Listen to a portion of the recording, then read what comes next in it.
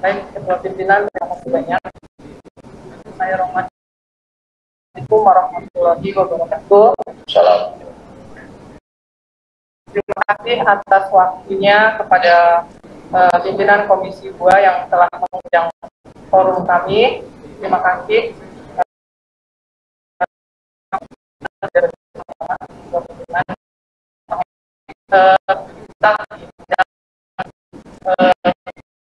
Mengeluarkan aspirasi teman-teman seluruh Indonesia, khususnya yang lulus pasca. Perkenalkan, saya Hetty Kustrianingsih sebagai Ketua Umum dari Forum FGHN LPSI. Saya dari Cilegon, Banten, Pak Ketua. Terima kasih banyak. Ada bahan Ibu? Baik. Memang seleksi P3K 2021 ini sangat berpengaruh kepada teman-teman guru, khususnya guru honorer seluruh Indonesia, baik yang swasta maupun baik yang negeri. Dari 1 juta guru yang digadang-gadang oleh Mas Menteri, di sini hanya 506.252 formasi yang baru diajukan pemerintah.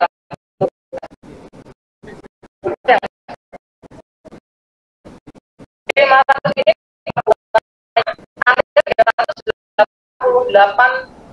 388.313 pelamar. Di mana di tahap 1 dan tahap 2 yang sudah lulus mendapatkan formasi baru 293.484 orang. Dan kami ada yang sudah lulus passing grade tapi tidak mendapatkan formasi. Jumlahnya itu 193.000 orang. Sisa dari formasi yang sekarang yang tersedia, Pak Ketua, ada 117.939 formasi. Dari data ini, Pak Ketua, kami memohon, khususnya Bapak Cahyo Kumolo sebagai Menpan RB, memberikan kebijakan kepada kami yang sudah lulus passing grade, diberikan payung hukum agar kami yang sudah lulus passing grade ini mendapatkan formasi baik di sekolah induk maupun formasi yang masih tersedia. Jujur saya bangga dengan adanya sistem seleksi P3K ini. Sangat transparan, dan memang kecurangannya sangat kecil sekali kalau melihat dari sistem yang ada. Karena seleksi P3K ini hasilnya kita bisa lihat langsung setelah kita mengerjakan soal yang berjam-jam, Pak Ketua. Afirmasi pun sudah diberikan kepada kami, baik yang kategori 2 dan non-kategori 2 dan lain-lainnya, Pak Ketua. Cuman sungguh disayangkan afirmasi ini tidak adil, Pak Ketua. Dari afirmasi ini kami merasa diadu atau diadu domba, baik dari yang serdik melawan non-serdik, afirmasi melawan non-afirmasi. Jujur Pak Ketua, saya miris melihat hal ini karena masih banyak kawan-kawan guru kami yang sudah senior, bahkan umurnya ada yang 58 tahun sekarang, masih belum bisa menjadi P3K. Walaupun beliau sudah lulus passing grade, karena terbentur dengan formasi yang terbatas. Saya miris Pak Ketua. Dari hati kecil saya memang ini kita merasa tidak adil, Pak Ketua. Afirmasi ini tidak adil. Serdik 500 poin.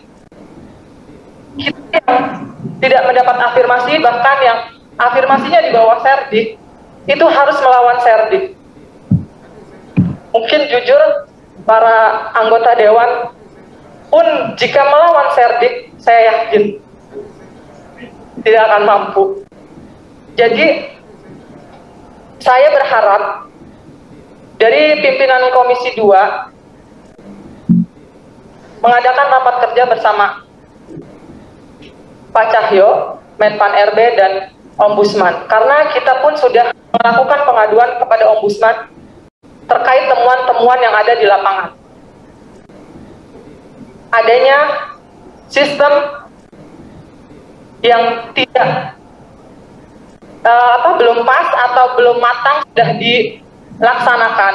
Seperti halnya di sini ada pasal 29 Permenpan RB nomor 28 tahun 2021, di mana pasal 29 ayat 2 poin B, bahwa sekolah yang sudah ada guru induknya itu tidak dapat dilamar oleh pelamar dari sekolah lain. Di sini sudah gagal menurut saya sistemnya Pak Ketua.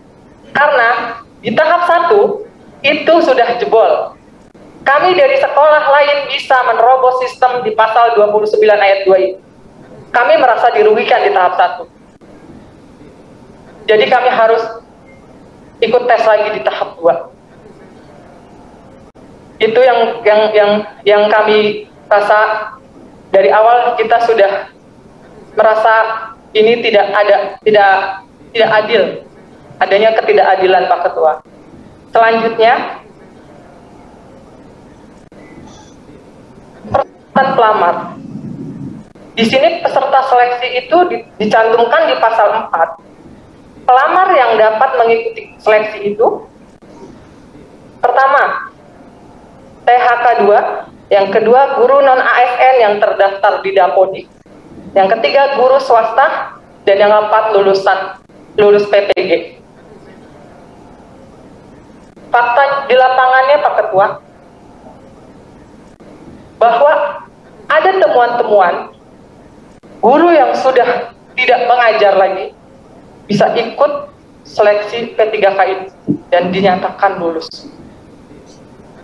Yang kedua, di sini tidak tercantum bahwa tenaga pendidikan dan lain-lainnya tidak dapat mengikuti seleksi P3K tahun 2000. Kenyataannya, banyak temuan-temuan yang justru mereka tidak mengajar hanya sebagai tenaga pendidik, kita mengikuti seleksi P3K ini dan dinyatakan lulus. Sedangkan kami yang jelas-jelas mengajar anak didik kami harus berjuang kembali. Di sini kami merasakan ketidakadilannya. Dapat mempertimbangkan hal ini sehingga kami semua guru-guru seluruh Indonesia ini merasakan keadilan yang merata.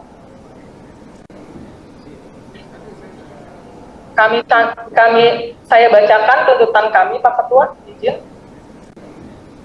Tuntutan Forum FGHN LPSI yang pertama, berikan jaminan hukum bagi guru honorer negeri baik yang sudah lulus passing grade maupun yang belum lulus passing grade agar tidak di-PHK. Pak Ketua yang terhormat, di poin 1 ini sudah banyak teman-teman kami yang harus mengundurkan diri.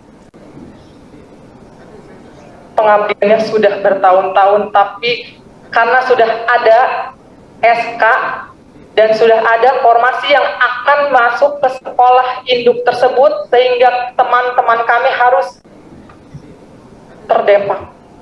Sungguh ini sangat bertentangan pada Undang-Undang Dasar 45, bahwa kami harus menelan pil pahit ini. Kami sudah lulus passing grade Pak Ketua, dan sudah dijamin pun dan sudah tertuang juga di Permenpan RB.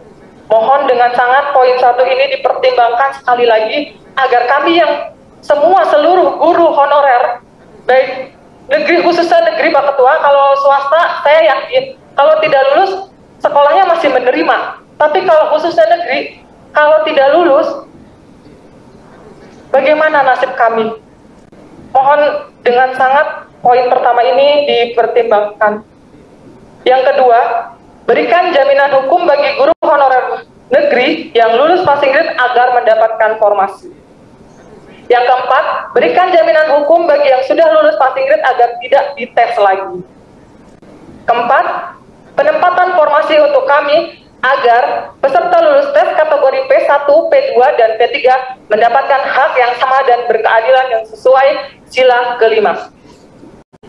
5. Data Dapodik yang kurang rapi menyebabkan kami ragu bahwa data kelulusan kami tahun ini bisa dipakai di tahun depan. Terbukti dengan banyaknya guru yang sudah tidak aktif mengajar, PTT, pegawai TU, pustakawan, penjaga lab, bahkan guru honorer swasta yang bisa mengikuti Selkom tahap 1 dan tahap 2 menunjukkan bahwa data Dapodik belum bisa diandalkan. Yang keenam, pemerintah memprioritaskan pengangkatan honorer sekolah negeri, gaji di bawah UMR, tidak mengenal tunjangan sertifikasi, gaji dibayar telat berbulan-bulan, adalah balasan atas pengabdian kami selama ini. Sulitnya akses mengikuti PPG bagi guru sekolah negeri adalah alasan kenapa kita harus dirivalkan dengan guru-guru swasta yang bersertif.